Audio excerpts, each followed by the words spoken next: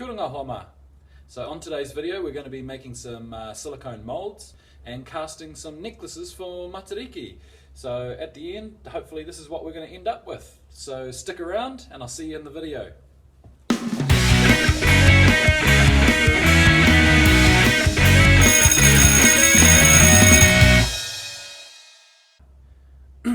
I picked this tiki up from the dollar store.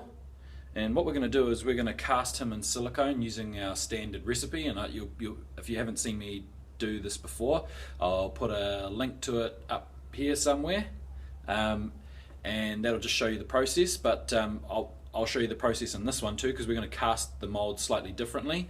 Just to give you an idea, the last few molds I've done a three-dimensional, like a ball-shaped mold, and this is my dinosaur mold. But we're going to cast a mold this time, and it's going to be a nice flat one because we want to make some tikis for the Matariki festival.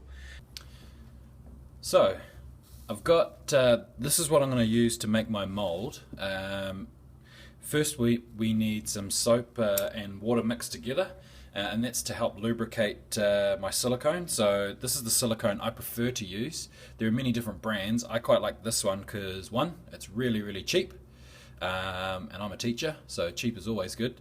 And this one can also handle variances in temperature from -50 to 150 degrees Celsius, which is good because my medium that I use for what I put into the molds is generally hot glue, and so obviously the silicone needs to handle that hot glue.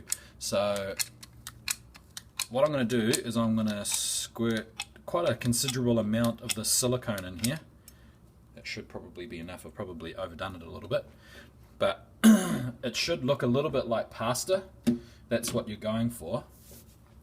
And what I want to do is I want to massage it, okay, and make it into a dough. So that's it there. It looks like udon noodles. If you're into udon noodles, it's a good idea to get your hands a little bit soapy too, so that the silicone doesn't stick to your hands. I recommend doing warm water, only because it's the middle of winter at the moment here in New Zealand, and I've just realized I'm sticking my hands in freezing cold water. Nothing I can do about that now. But what I'm trying to do is knead it into a ball. Now, you want to try and make sure that you knead the whole thing.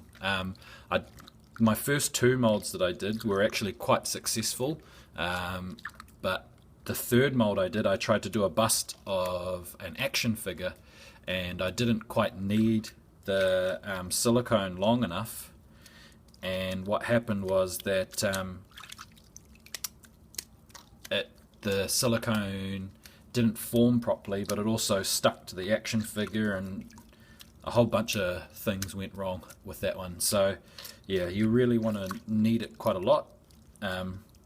Think of it like a bread dough. The more you knead it, the better. You know it's working when it's not sticking to you.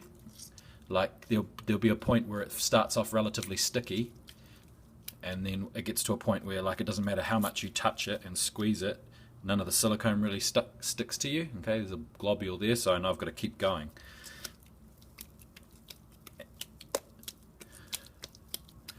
So what I'm going to do is I'm going to keep going with this, and I'll come back to you when I'm ready to cast. Now, I'm just going to move my soap and water off to the side, and what I've got here is, you can see I'm using an ice cream container, and so I've got the ice cream lid here. It's a different lid, but same principle.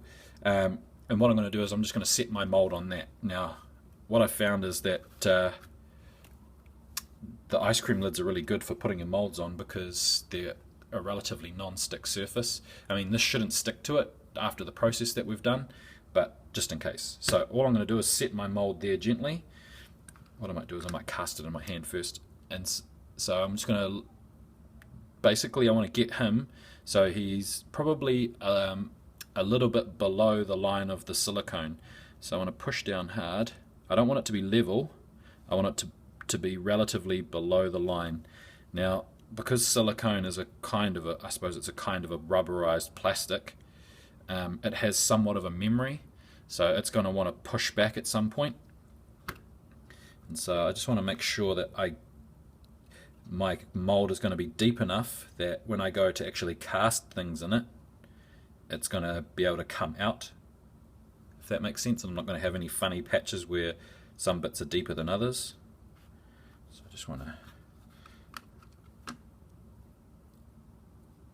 build the edges up as well. So that's it there. Okay, and I'll just show you side on. So you can see that the tiki is deeper than in the mold, deeper set in the mold. All these little finer details, hopefully I'll be able to get those out later when I do the casting.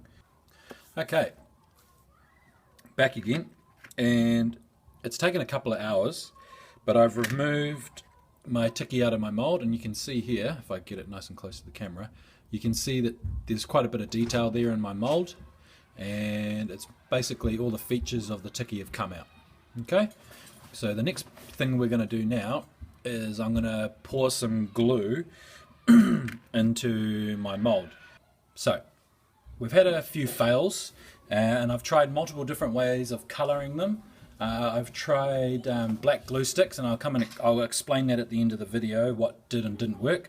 What I'm going to try now is I'm going to try using dye. Now this could go horribly wrong because the dye might quickly cool down the hot glue as I put it in, but we'll soon find out. So got another glue stick on standby, but I just want to squirt a little bit in there as a base coat, and then I'm going to use my dye to try and colour it. So fingers crossed, let's see what happens. All of this at this point is experimentation.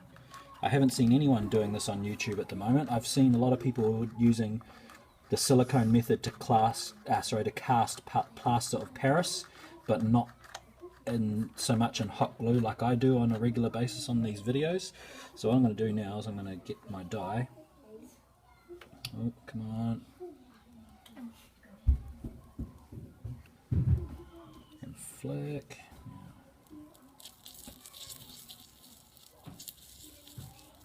So it's sizzling because it's the water in the dye is making it set, but it is also mixing, so that's a bit of a bonus. But having said that though, it's making bubbles. I'm just going to make sure I can get my brush out. So I'm going to keep casting now.